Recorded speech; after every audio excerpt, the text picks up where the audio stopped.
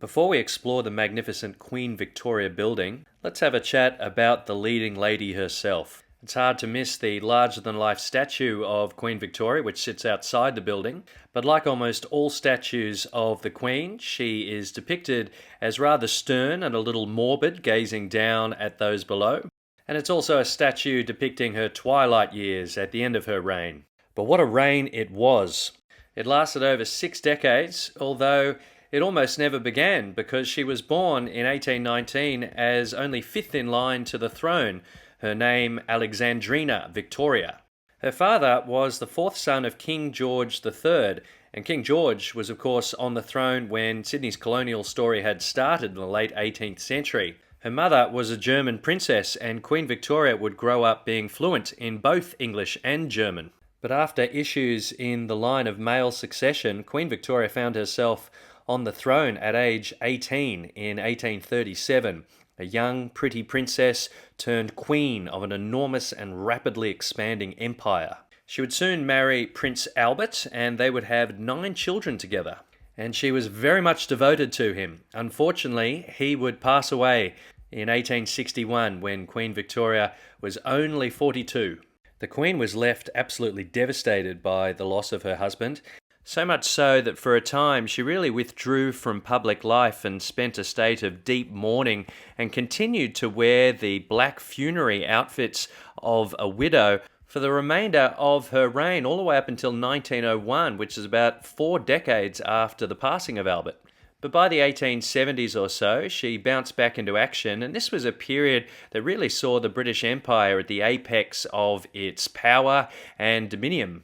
And as a figurehead, Victoria matured into a role of great stability and represented great prosperity over this period. And not just on her own turf back in the UK, but all the way down here in colonies like New South Wales, with a city like Sydney that was starting to go through great changes in its own right, especially in the form of architecture, which over the Victorian period became increasingly decorative with Italianate Renaissance designs everywhere. So there was a general feeling and almost celebration in the city that under Victoria's rule, Sydney was being given the opportunity to rise up and take its place alongside much older and established cities such as London, where she sat on her throne in Buckingham Palace. And this is one of the great ironies of Victoria's life, that she was such a commander of all of these colonies. She was Empress of India, she controlled large amounts of Africa, throughout Asia, in the Pacific, Australia and New Zealand, but she never actually really came to visit any of these places. Nevertheless, she was hard to escape and still is in Australia. Of course, the southern colony-turned-state of Victoria in her name, and even Queensland up north, after the land of the Queen that never visited. On a personal level, Queen Victoria was known to be very witty and good with languages. She also had a great sense of humour when she came out of her darker days. And despite being barely 5 foot high, she was a commanding presence both across the empire and in politics, and also in her family, because she had so many children and grandchildren that married into royal lines across Europe that she was really known as the grandmother of the European continent.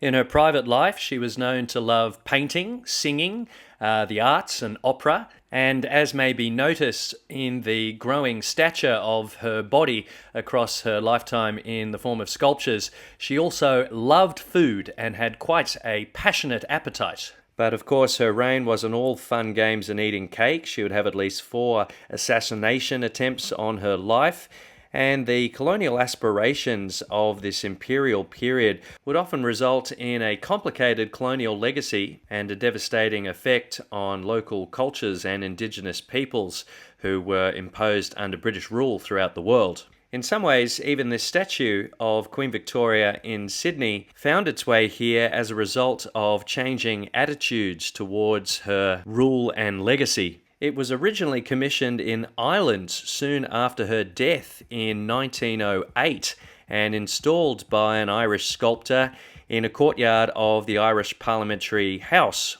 And if you look closely at the left breastplate of Queen Victoria, then you'll see the symbol of the Irish shamrock, a 3-leaf clover, and also the cross of St. Patrick. But by the 1920s, the figure of Queen Victoria sitting in the courtyard of Ireland's Parliament House had really fallen out of favour. It was even being referred to as the old bitch.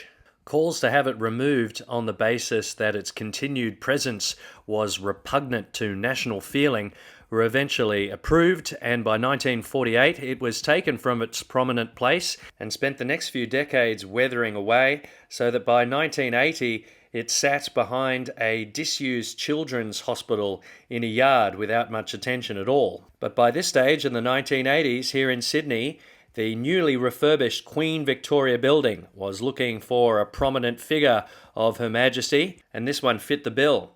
So on loan from Ireland, it was transferred by sea to Sydney and installed here in 1987. At the time, the Irish media took great delight in reporting that the former Queen was being transported by ship to Australia, like so many of their comrades had done a long time ago in the form of prison ships as convicts. And while the statue of Queen Victoria still takes centre stage in front of the QVB, if you go a little further, close to the entrance of this building, you'll notice that there's another statue of one of her favourite dogs.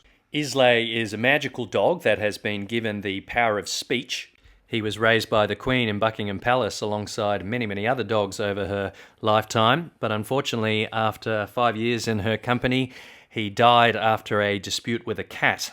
But Queen Victoria was known to be a great lover of animals, and one interesting fact is that she had power to give prisoners a pardon throughout her realm, and she often did this on celebratory occasions such as her jubilees. But one type of prisoner that she would never allow to be released were those who had been convicted for cruelty towards animals. As far as Victoria was concerned, they were monsters who should be locked up for life.